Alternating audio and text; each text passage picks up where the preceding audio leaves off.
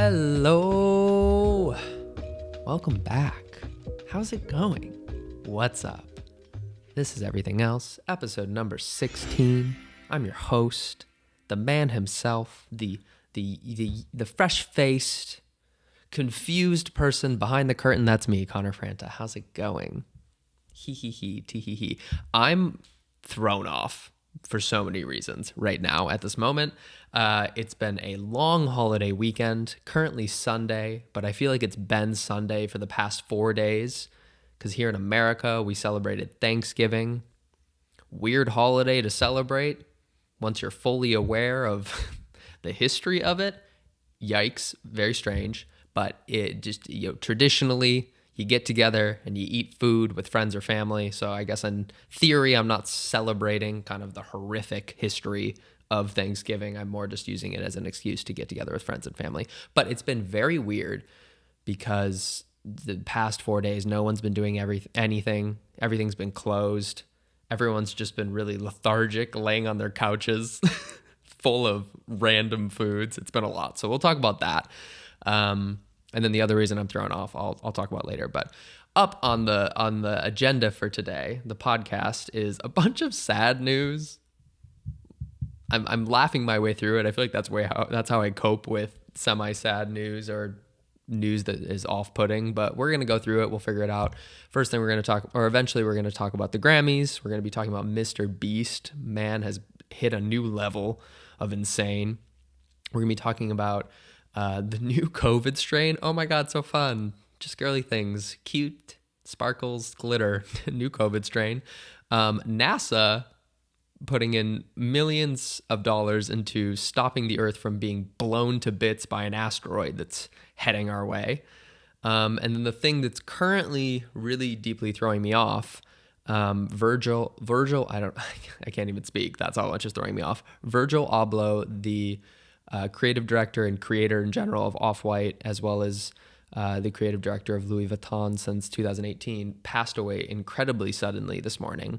And it's genuinely throwing me for a loop because it reminds me of how I felt when Chadwick Boseman passed and how just like shocking it was. It was, rarely am I ever fully shocked, but I just didn't ever even think that this was something that was possible. So it really threw me off. So we'll talk about that a little bit later. Again, try to keep it light, but it's a little bit of a sad news day. So we'll start off with what happened to me on Thanksgiving, and we'll go from there. So again, weird times. Thanksgiving, that's all I've been up to. I cooked for the very first time, almost a full Thanksgiving feast. I'll give it up to me and my bestie Arden Rose. We cooked and had Thanksgiving with a bunch of our British friends that are in town.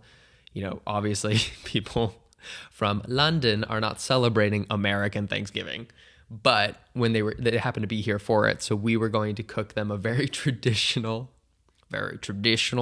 American Thanksgiving dinner, a feast for these proper British gentlemen. So I said, okay, I'm going to take on a casserole. I'm going to take on a Jell-O, a cornbread, some veggies to keep it light. And then I also took on the role of making the pumpkin pie, and Arden did a bunch of other casseroles and things as well. So we did that. And I'm fucking shocked that we pulled it together.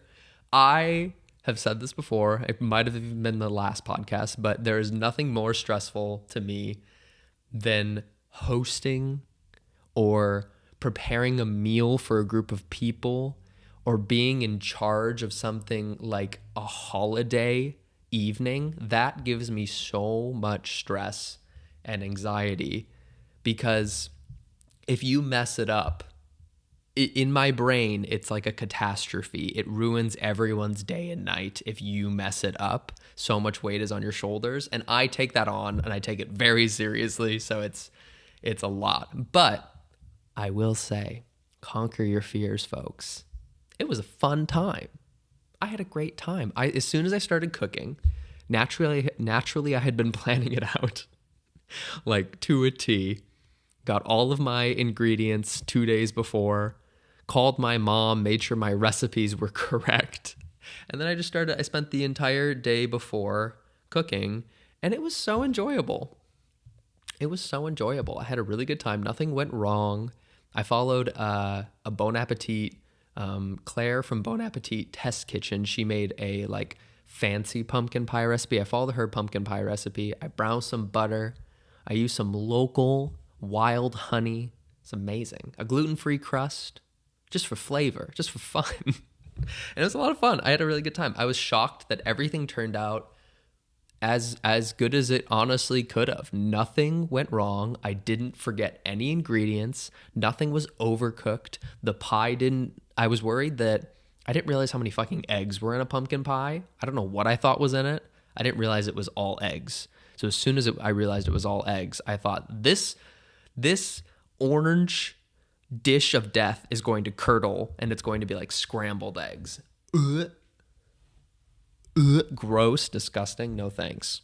It didn't. It was fine. It was really delicious, actually. And then the casserole. What's funny is that if you've never experienced an American Thanksgiving, it's jarring. Again, like the history aside, because that's jarring enough. If you're not enlightened on what actually happened or like what we were actually celebrating, I'm putting air quotes around it because it's just typical, isn't it? America hiding from the truth of its roots. Classic. But what everyone else like truly celebrates, that they forget the real history. But what we really celebrate is just food. Everyone just eats, and it's so American. Like Arden was crumbling Ritz crackers on one dish. We were putting marshmallows on sweet potatoes. Cheese on everything. Mushroom soup goes in every dish. It makes no sense. It's so American. It's so disgusting. It's so gross, but so delicious at the same time. So we had that. Drove out to the desert. My friends are in the desert staying near a place called Joshua Tree, which is like it's a national park. So they have these things called yucca trees. Very, very desertous, very like Breaking Bad. I just assume you're either there it's weird to think that anyone lives there because it feels so barren and mischievous. Like it feels like everyone is up to no good there. I don't know why. I've never seen anything bad going on there, but it feels like there's bad things happening, you know? It feels like there's drugs being smuggled and people dying and things, mischief. I don't know. There's something that feels weird about it when you're there. But we went there and it was really enjoyable. Everyone really liked the food. We were all laughing about how just comical the food is too, and it was a really good time. So that's what I did. That's what I spent my time on. And then when I got back, it's just been chill ever since. I've been doing like nothing. Again, very vanilla over here. Not a lot going on. So yeah, let's hop into one of our stories, shall we? Honestly, I hate to say let's get it over with, but like let's put it at the top of the show, so hopefully it doesn't end the show super sadly. But Virgil's passing is so strange to me. I don't know, how familiar people are with him. I'm very familiar because I, just am a fan of fashion. I love looking at fashion. I've loved the few fashion shows I've gone to. I really enjoy design and clothing and colors and all that. And the reason Virgil was so, interesting and amazing was because he was so new. Like I was looking up some of his history before this just to make sure I got it correct. But he's really only been in like the public eye for less than a decade. Like I think they said Off-White, his very famous street brand, was only founded in 2012. It's so new. And to think about how large his impact and imprint was in such a short period of time really speaks to his genius. Like, people were a little bit conflicted with some of his designs towards the end, but at the end of the day, like, you still got people talking. You still created something truly massive from nothing. In less than a decade. He was only 41 years old. His brand is a multi-million-dollar brand. He was the head creative chief head creative. Geez, Connor, come on. He was like the creative director of Louis Vuitton since 2018, which is, one of the most famous brands in the entire world. Again, speaks to his credibility or to his artistic point of view that they would even entrust him with that. So yeah, I woke up to his name trending on Twitter, clicked it, and he passed away from apparently cancer that he was battling for the past few years. And it reminds me of Chadwick Boseman because it was so shocking, because all you did was see them in their limelight. All you did was see them in their glory. I saw him doing all these amazing shows, dressing all these amazing people, being at these amazing events, just being amazing. Chadwick was nothing different. You saw him in Black Panther. You saw him on red carpets, in interviews, people speaking so highly of him, and then just they're gone. And I don't even know either of them, and it's affecting me. I can't imagine knowing them personally. But, it just goes to show you don't know what people are going through. Anybody could seemingly be on top of the world, quite literally for both of them. To me, again, Virgil was at one of the peaks of his career, and he's just gone. It's over, and it's so unsettling. It's so it brings me to tears just thinking about it right now, about how fragile life is and how special it is to be living it. Even if you feel like you're in a bad place, it's damn, at least you're alive. You could be in the best place and then it's just done the next day. So it was really, really, really startling. I knew a lot of people that looked up to him and saw him as an inspiration for a lot of things that they did. Because in a way, he made the underdog feel represented. He made people starting a new endeavor feel like success was obtainable in some way. I remember feeling really inspired by his designs because it really felt like something new, but also something that I could do myself in a way. And it just gave me hope that I could one day do something, even a sliver as amazing as him. So I don't know. It was startling. I found him to be an incredibly inspiring person. And it was just sad, man. It's just fucking sad. It's really, really sad. So I guess, there's not much more to say than that, but it's just yet another reminder to, treat people with kindness. You don't know what they're going through, but then also just to hold yourself, not accountable, but to really appreciate each moment you have with each day, for better or for worse, with each person you have, for better or for worse. So go tell people you love them. Go appreciate the little things of life, because at least you're able to have them and to hold them and to see them and to feel them. So yeah. Okay, feeling very small right now. Let's try and move on to something semi-fucking enjoyable. God. I had to talk about that. I couldn't not. It's what's plaguing my mind right now. I feel very affected by it. But let's talk about something and try and momentarily forget about it. Okay. I saw this interesting headline that says NASA is crashing. What is wrong with me? Oh my God, Connor. Wake up. NASA is crashing a space probe into an asteroid so that we don't end up extinct like the dinosaurs. That fucking caught me. I'm a fish. Oh, hooked. Hook in my mouth. You got me. I clicked. Thank you, Bloomberg Quick Take. Bloomberg Quick Take. Say that 10 times fast.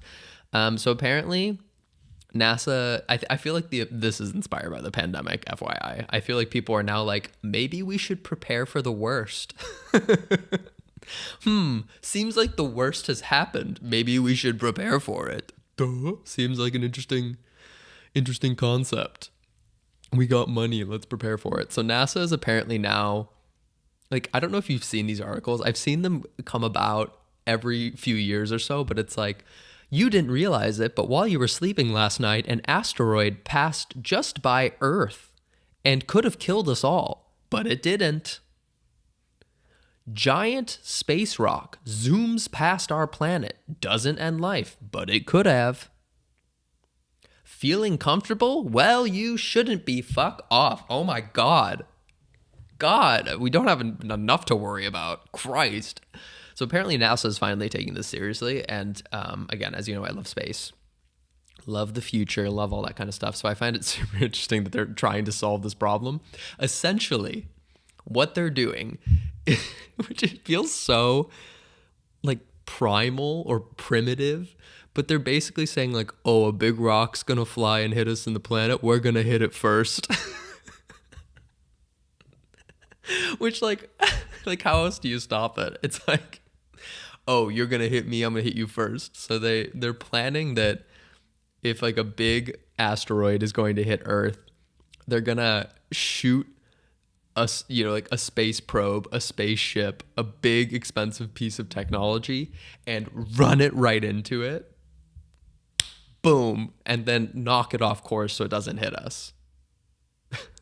Which just, honestly, if someone put me in the room and said, Connor, what do you think we should do? That's what I would have said.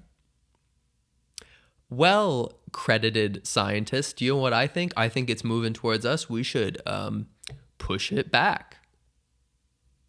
How much will that cost us? $1 billion? Cool. You know that this is so expensive, by the way. But I guess you can't put a price on literally saving human existence. Human existence. They can't compare it to the extinction of dinosaurs without it being serious. So they're literally going to shoot a space probe at a giant rock, probably sometime within our lifetime. I guarantee it's going to happen. And it's going to knock it just off course enough that it floats around our planet and goes away. Cool. I am so glad smart people exist and people are thinking about this and planning for this, because I can't even plan what I'm going to have for dinner. That stresses me out, let alone a giant rock flying at Earth at 1 billion miles per hour, going to destroy us all. Insane. It's insane. That's all I gotta say.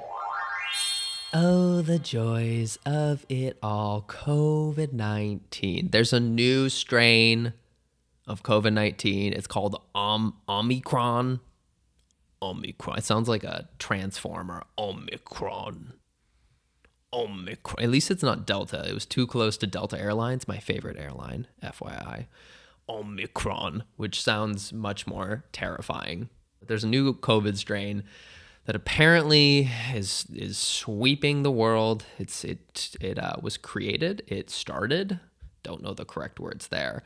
The variant began in South Africa, and now everyone is freaking out because they saw how the Delta variant moved so quickly around the world and put us all in another wave of lockdowns and major deaths and everything. So now everyone's freaking out and taking precautions. I think President Joe Biden already closed borders from certain African countries to enter the U.S. And everyone else is taking major precautions too. But again, this is just like, there's not much to be said here yet. But all I'm going to say is, how many times do I need to remind you to get vaccinated? How many times? Also, how many times do I need to remind you to not hang out with people who aren't vaccinated? Don't let them feel like that's an okay choice. Don't let them feel normal. It's fucking not. It's not a joke. This isn't going away. I can't believe that people think that, like, the amount of times that I've read or heard people just say, we just got to keep living. We just got to go back to normal. It's going to be like this forever. Bitch, no, what? There is a fix here. They spent billions of dollars investing in something to fix this. We just need everyone to take it. Only 59% of Americans are vaccinated, apparently. And there have been 5.2 million deaths worldwide from COVID. 777 1,000 in the US alone. And people aren't taking this seriously. I don't know what's wrong. I don't know what's wrong with people. Like, do you ever just feel, how many of you, if you're American, or if you're anybody, but if you're American and you're listening to this and you had Thanksgiving, how many conversations were had? I would love to hear your conversations over Thanksgiving dinner. Luckily, mine were with a bunch of sane young people. So all of us are on the same wavelength here, but I want to know some of the conversations everyone had over Thanksgiving dinner. Because if I was with, like, not my direct family, my extended family, oh my God, fists would have been thrown. I would have been punching over some of the things people would have been saying. So I'm curious what people had to go through during these times. But dude, just like get vaccinated, get boosted, keep wearing your masks, and also try your damn best to continue to get your family members and extended family members vaccinated. It's the only way to end this. It's the only way. I know it sucks. I know we have to keep putting up with children throwing tantrums over something so easy to fix, in terms of, like, all you have to do your part is wear a mask and get vaccinated. Then you're done. You can feel good about yourself. Good for you. Good for you. You did the absolute minimum. Just keep pushing for it, because it's the only way to the end. That's all I gotta say. This is so sad. This is such a sad episode.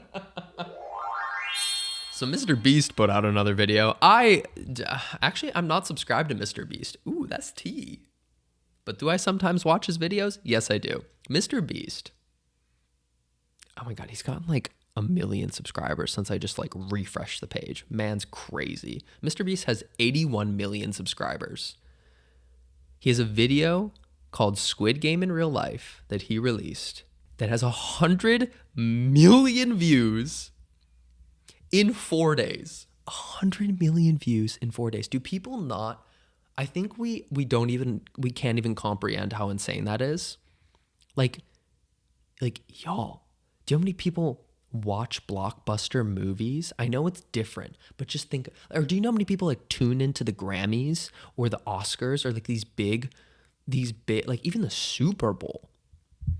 That is a fucking huge number. 100 million people. That's almost 33% of the United States population in 4 days clicked a MrBeast video. That power. This man is too powerful. That's crazy. So this video came out on, I think it was the day before Thanksgiving, and I forgot it was coming out. I definitely was going to watch it, FYI. I know, like, there was some debate if this was ethical, or if we should be glorifying this video, or if an American should be copying something, you know, from a different culture, or that was created from a different, either way, whatever. I get that, but either way, I was going to at least watch it because I was curious to see his production level and to see if he actually did do it justice. And man, say what you want, but holy shit. He put this thing together in like 2 or 3 weeks, and it's insane. He spent $3.5 million. Like, he got full 456 people to participate in it. Built every single set. Everything was real. And everyone also went away with, like, some prize money. And then the winner of it went away with $456,000. Insane. That just a human being can do that. One person. He's just a guy. He's just a guy. You know what I mean? Like, what? Just, like, it's hard to comprehend this. That he could do that. He could even, if someone gave me $3.5 million and said, recreate Squid Game now, you just do it, I would have no idea where to begin. Who would you call? Who would I call to build that? Who would I call to film that? Who would I call? How would I get 456 people to participate in it? Like, it's the amount of power that he has is ridiculously impressive. And I know people are worried about Jeff Bezos and, like, Tim Cook and you know, other Elon Musk, a ton of other billionaires around the world. I'm worried about MrBeast. MrBeast has too much power. MrBeast he could do anything. He could say anything. 100 million people he has influence over. It's crazy. 100 million people, 500,000 comments, 10 million likes in 4 days. I just found the whole thing to be super impressive and genuinely really enjoyable. I am very curious, though, how he was able to do this without getting sued, because it doesn't sound like he has permission to copy Squid Game to a T. And he copied it to a T. Like, he even used the music from the movie. He used the exact same names of the games, everything. Like, it was, a direct copy. So I wonder how legally that works. Because, like, it's not legal to do that normally. But in theory, I guess it's just benefiting Netflix, because the 100 million people that watched his channel, there's gotta be a few that haven't seen the show, and now they're going to go watch the show because they liked the video. Like, no one is going to only watch this video and not the show. So I feel like it only benefits Netflix, but it's very interesting. I find it all very interesting and just slightly terrifying, like everything else this week. And here I am stressed about filming like a podcast, and he's out there filming videos like this in a few weeks. I'm so weak. I'm so weak. The Grammys. The Grammys are not going to get a sliver of what MrBeast just got, which is wild. I wonder if they hosted the Grammys on MrBeast's YouTube channel, if it did better than if they did what they normally do. So I'd be very curious. The Grammys are coming up. They announced the nominations, and honestly, it feels still like we're in like this weird COVID world where I'm like, what music has come out? What could possibly be nominated? It feels like no one's doing anything. What is reality? So that came out, and some of the nominations are for Record of the Year. We have a song by ABBA, classic, Jean Baptiste, Tony Bennett and Lady Gaga, Justin Bieber, Brandy Carlisle. I don't actually know who that is. Doja Cat, Billie Eilish, Lil Nas X, Olivia Rodrigo, Silk Sonic. A whole bunch of people. So many people. And like, I was just asking the other day, I couldn't even believe that Olivia Rodrigo's album came out this year. To me, it feels like it's like 3 years old. Like, it's weird to me that all happened this year. It feels like it's ancient. I think so many things have happened, even though it feels like nothing has happened. So my brain just can't comprehend that. But like, in terms of song of the year, I mean, a record of the year, honestly, Olivia Rodrigo fucking swept it. Between Olivia Rodrigo and Lil Nas, I think one of those, or even Doja, I think those three are like the obvious front runners here, because they've made the most impact in such a short period of time. Lil Nas is the same way. Same with like album of the year. I need to listen to this Jean Baptiste album because it's been nominated for 2 things and I haven't listened to it. I didn't even realize Lady Gaga released hers this year. Again, I thought this was released like 2 years ago. Justin Bieber. I mean, like, no hate, but I feel like Justin Bieber gets nominated for everything he puts out, regardless of if it deserves it or not. So it's just, I don't know. He has had a few hits this year. Doja Cat should win something too. She is swept. Billie, obviously love Billie. Her is always nominated for her. Her is always nominated. Lil Nas X is nominated for album of the year. Taylor Swift, Evermore. See, and that one's weird because that technically came out last year. So in my mind, that one is already passed, even though I fucking love that album. But in my mind, it's gone. And then Donda by Kanye West, which I actually didn't listen to and I heard wasn't that great. But there's a lot of Kanye stans out there. So that's just how I feel about all of these. This year, I want. It's not even the artist. I just don't even feel connected to a lot of the music this year for some reason. I will say I'm much more of a champion of new artists. So to see like Glass Animals up there, Arlo Parks is best new artist, Japanese Breakfast, Olivia Rodrigo, so many people that I love that music. I love the more indie side, the newcomers, the up and comers. So to see best new artist nominations like that, that's great. I would love for Arlo Parks to win it. Been championing Arlo for since like like the beginning. I feel like I really love Arlo's music, but honestly, it could go to Olivia Rodrigo. She's swept. Olivia Rodrigo defined the last like 12 months. Queen, absolute queen. She's really taken over. Really cool to see Phineas got nominated as well. Again, Glass Animals too, because Glass Animals was on like an early Common Culture album. So I have truly been a fan for a really long time. So it's just always cool to see people finally getting that recognition. Anyways, not too excited about the Grammys. Don't really care. I hate to say it. I really hate to say it. I'll be very happy for whoever wins. But I'm just finding it difficult to care about a lot of things at the moment. Anybody else? Let me know in the comments down below, because something's off. Something's off in my brain. Oh boy, that about wraps it up. This is everyone's favorite portion of the podcast, Everything Else, where I talk to you about my favorite music, my favorite movies, and give some praise to y'all as well. I do want to say I watched a brilliant movie last night. It's called Take Shelter from 2011, starring Michael Shannon and Jessica Chastain. I really enjoyed this movie. Someone on TikTok recommended if you like the movie Arrival, which is like a space sci-fi movie, that you would like this movie. So I immediately said, yes, I'm into it. Love a semi kind of eerie dystopian sci-fi film. And this one was very palatable. There's no like real supernatural element, even though you kind of like there is, but it's not like aliens. It's more like what is happening, is it reality or is it supernatural? But it's done in a way that feels like reality. I don't know. You have to watch it. I really enjoyed it. It was beautiful. The directing and the cinematography, and whoever did the color grading of that film, oh my God, it's so delicious. Like every scene, I just kept pausing, being like, holy shit, those blues.